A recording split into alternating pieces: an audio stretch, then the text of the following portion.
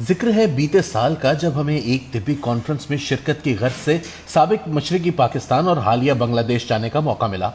Conference से जूं ही कुछ फरागत मिली, हमने ढाका शहर में बाइकिया मंगवाकर इस जगह की राह पकड़ी जहां जाने का शौक भी बहुत था, पर शायद बतौर पाकिस्तानी वहां जाना बनता नहीं था। हम आज भी ये जान नहीं पाए कि ये फैसला गलत था या दुरुस्त।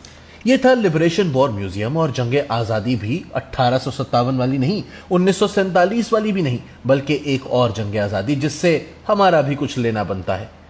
हमारा होटल गुलशन के इलाके में था, जो ढाका के पोश इलाकों में शुमार होता है। ढाका बांग्लादेश के दूसरे शहरों सिलहट और चोटुग्राम चिटागोंग की निस्बत जदीद और बेहतर शहर है, या शायद बंगाल का वाहिद शहर है।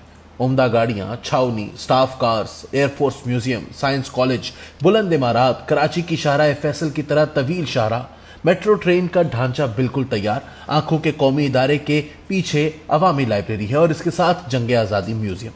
म्यूजियम के इर्द गिर्द तो अंदरून शहर टाइप ही का इलाका था, मगर म्यूजियम की इमारत जदीद तर्ज तामीर की हामिल बड़ी पुरशिकवा थी। इस्तकबालिये पर देखा कि गैर मुल्कियों और सार्क मुल्कों की फीस में जमीन आसमान का फर्क है।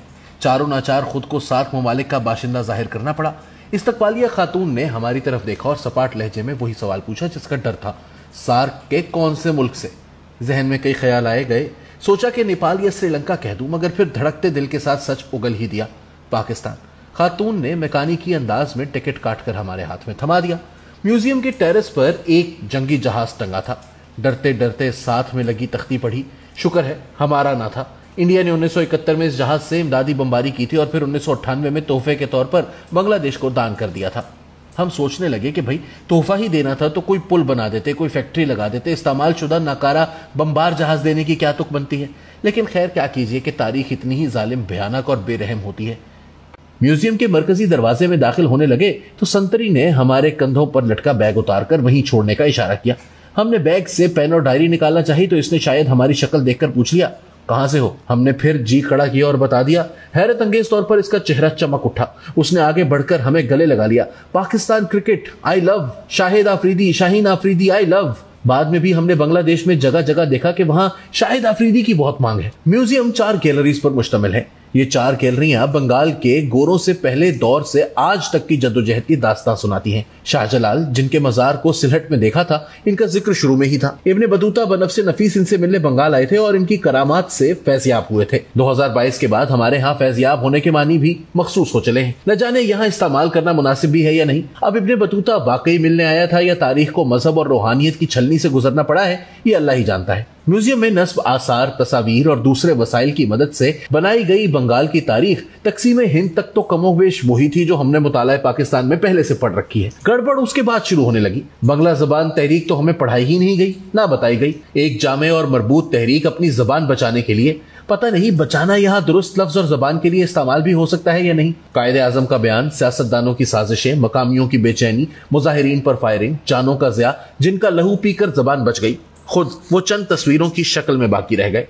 म्यूजियम से पता चला कि पाकिस्तान ने उर्दू को मुत्तहिदा पाकिस्तान की वाहिद जबान बनाने का ऐलान किया था, जिसके खिलाफ बंगालियों ने सख्त मुजाहिमत की। 21 फरवरी 1952 को ढाका यूनिवर्सिटी के तुलबा ने बहुत बड़ा जुलूस निकाला, जिस पर पुलिस ने फायर खोल दिया।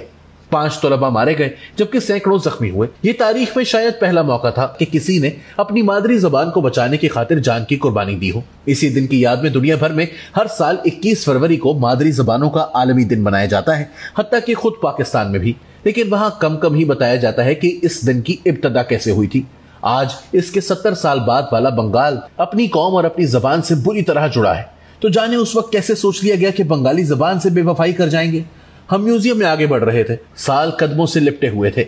1971 आते आते हमारे कदम बोझल होने लगे। मार्च 1971 कहने को बहार का आगाज, मगर कितनी खूनी बहार थी। लीडर जेलों में, इलेक्शन तमाशा बन गए। जमीन का बोझ उठाने वाले लाशों में बदलने लगे या खुद बोझ बनकर सर छुपाने और पेट भरने का आसरा ढूंढने लगे। वजह यह थी कि भुट्टो और मुजीब की नहीं बनी थी, या जर्नैलों की नालायकी थी कि सब कुछ कंट्रोल करने की कोशिश में सब कुछ हाथों से निकल गया। मान लिया कि इकट्ठे रहना मुश्किल था, मगर अपने बोझ ढोने वाले अवाम से ऐसे भी कोई करता है? तस्वीर थी या इंसानियत नंगी पड़ी थी? इसका अगर 1% भी सच है तो बाहर खड़ा बंदूक बरदार संतरी या तो किसी और धरती का था या फिर खुद ही के किसी ऐसे दर्जे पर पहुंच चुका था कि अपना नस्ली ट्रॉमा प्रोसेस करके बहुत आगे बढ़ चुका था। बेमेहर सुबहों से मेहरबा रातों की तरफ। जंग के आखिरी दिनों में पाकिस्तानी फौज की मुख्तलिफ यूनिटों और अफसरान की आपसी टेलीफोनिक और वायरलेस सेट की गुफ्तगू को ट्रांसक्राइब करके म्यूजियम में डिस्प्ले किया गया है। रूह कांप जाती है। इस खित्ते में, बल्कि हर खित्ते में, हर दौर में आम इंसानी जान अर्जा ही रही है, मगर इस कदर अर्जानी कि एक दूसरे को ही नोच डालो सिर्फ इस वजह से कि इसकी जबान या माखज मुख्तलिफ है। बेबी रेहाना का क्या कसूर था, या वो दिल का डॉक्टर चुन चुन के इंटेलेक्चुअल्स और अशराफिया को मारना कि नया मुआशरा तख्लीक हो भी जाए तो लूला लंगड़ा ही हो। हम नाज़ियों को नस्ल कुशी पर कोसते रहे, जबकि हमारे बाजू में भी मौत की फैक्ट्री हो गई थी। म्यूजियम की दीवारों में दुनिया के नोटिस लेने और मुदाखलत के अखबारी तराशे चस्पा हैं। जाने वो कितने मौसर थे। हमारे कदम सख्त संगे मरमर में धंसते जा रहे थे।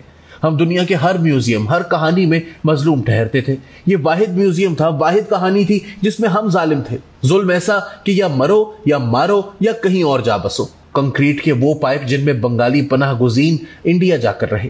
बच्चों, औरतों, बूढ़ों की आंखों से छलकती बेबसी एक सर्द लहर सी रींग गई रीढ़ की हड्डी में। ठीक 24 साल पहले एक इलाके से अलग हुए थे कि इनका खुदा के वजूद का तसव्वुर मुख्तलिफ था, और अब जिनका तसव्वुर आप जैसा ही था, इन्हीं से भागकर पनाह भी ली तो कहां, मुख्तलिफ खुदा वालों के पास।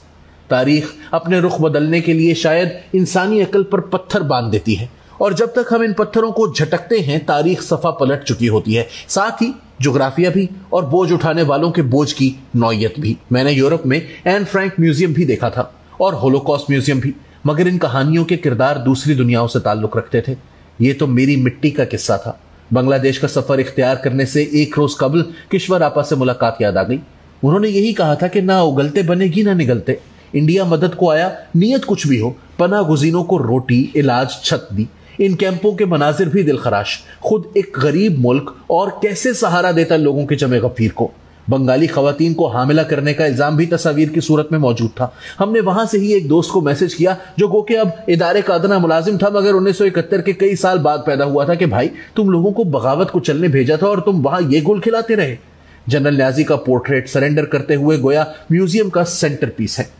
डॉक्टर से खारिज का कहकर वर्दी एक्सक्यूज ले लेते और किसी और लिबास में आ जाते। कुछ अलामती चीजें भी बड़ी खौफनाक होती हैं। म्यूजियम में तारीख के सच के कुछ गोशे ढांप लिए गए थे, जैसे